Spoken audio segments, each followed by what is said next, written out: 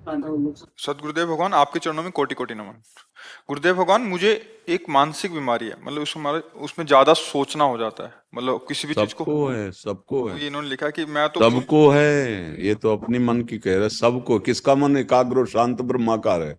किसी साधक, कोई उपासक, कोई महात्मा का है? नहीं, इसका काम है।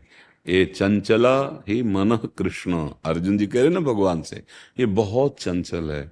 एक क्षण में बंबई कलकत्ता, मतलब इससे बढ़कर कोई रफ्तार वाला है ही नहीं। वायु को भी समय लगता है। जैसे यहाँ से वायु प्रवाहित हो तो बंबई पहुंचने, ये 1 सेकंड में पहुंच जाएगा।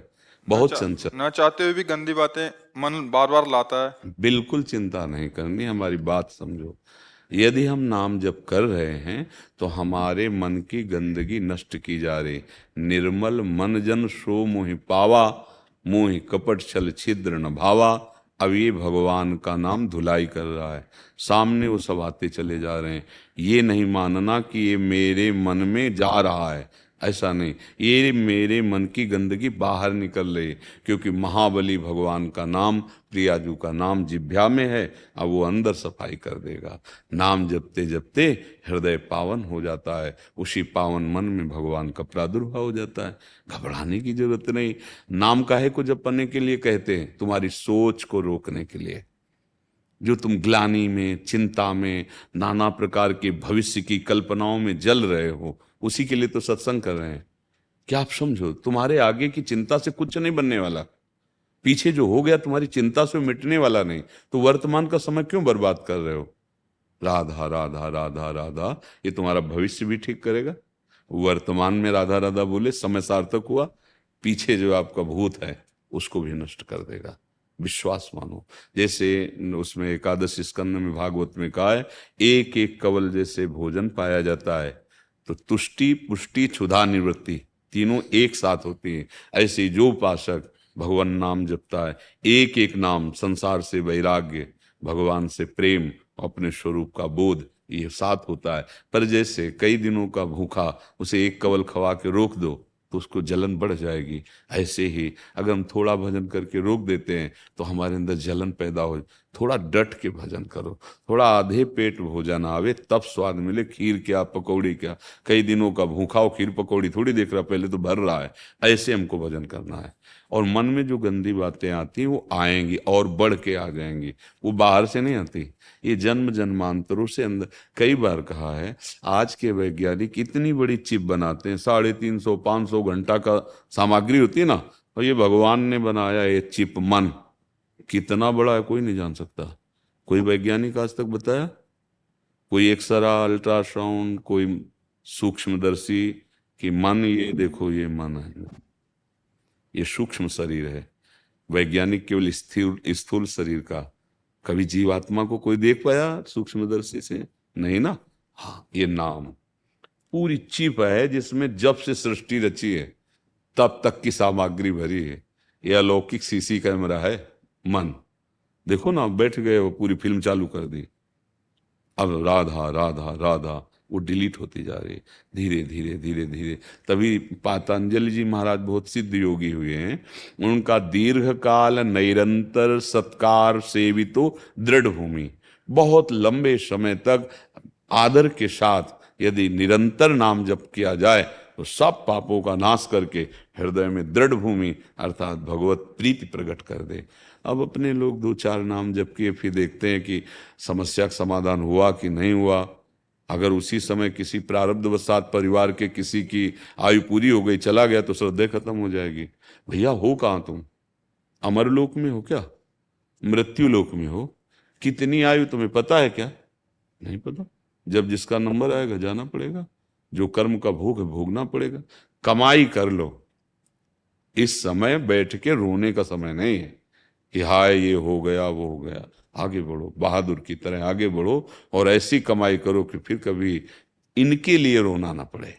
भोगों के लिए चिंताएं, दुख, अशांति, कोई भी सुखी नहीं है। बिना हरि शरणम के कुछ भी कर लो, कोई भी हो, तुम्हें शांति नहीं मिलेगी। तुम्हारी चिंता, तुम्हारा भय दूर नहीं होगा।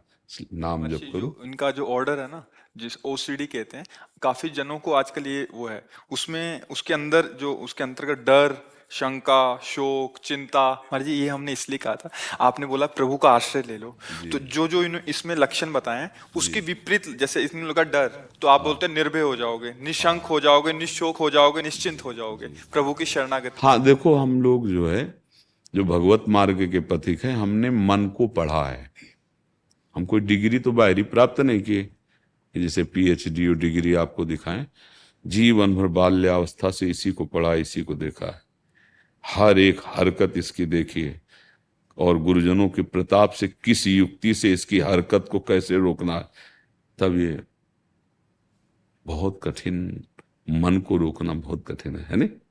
हाँ देखो, आप तो स्वस्थ हैं फिर भी डिस्टर्ब हैं, इसका मतलब जो करना चाहिए वो नहीं कर पा रहे, जो नहीं करना चाहिए वो कर रहे हैं, इसीलिए डिस्टर्ब है। इसकी दवा भगवान है। शारीरिक दुखों की निवृत्ति, मानसिक दुखों की निवृत्ति, लोक लोकांतर के समस्त भोगों से एकमात्र भगवान, ये परलोक सकल सुख पावत, उसको समझ लो। मतलब सब लोग समझ नहीं पा रहे हैं। थोड़ी दिन जब के देखना, अगर अभी तुम्हें डॉक्टर बता दे तुम्हारे वचन कर रहे हैं, बातें बना रहे हैं, सही अगर तुम्हें स्वस्थ होना है तो एक उपाय है, भगवान की शरण हो जाओ, नाम जप करो, बुरे आचरण त्याग दो, भोजन अच्छा सात्विक भगवान को अर्पित, अभी कुछ दिनों में शांति मिलने लगेगी। दवाइयों से अगर बहुत बिगड़ा तो थोड़ा सहयोग ले लीजिए, डॉक्टरों के पास जाके सहयोग ले लो, क्योंकि तुम्हारी मानसिकता है ना।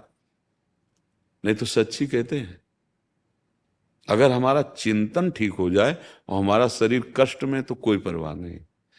देखो, दवाइयों के द्वारा जब मन को चेतना शून्य कर दिया जाता है तो अंग प्रत्यंग में शल्य क्रिया होती ना, ऑपरेशन, क्या फर्क पड़ता है? अगर यही मन आनंद में बेसुध हो जाए प्रभु के चिंतन में, तो शरीर में क्या फर्क पड़ता है?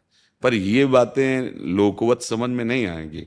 ये देखो, जब आप लोग अपनी जीवनी शक्ति का नाश करते हो तो सबसे पहला प्रभाव उसका स्मृति पे पड़ता है, दूसरा प्रभाव मन पे पड़ता है। ब्रह्मचर्य, प्राण और मन तीनों एक का तारतम्य है।